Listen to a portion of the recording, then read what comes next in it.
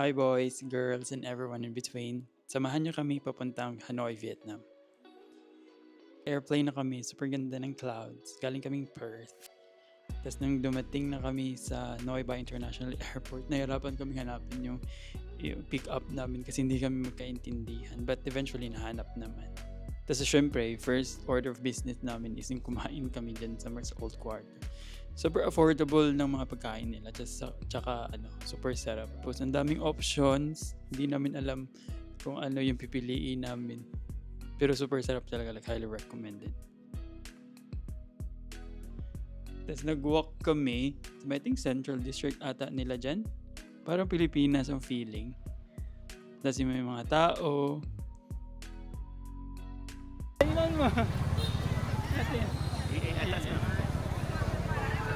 Tapos nakita namin yung City View Cafe. Para siyang parang building. Tapos puro cafes ang nasa taas. Ayun, yun lang yung ginawa namin.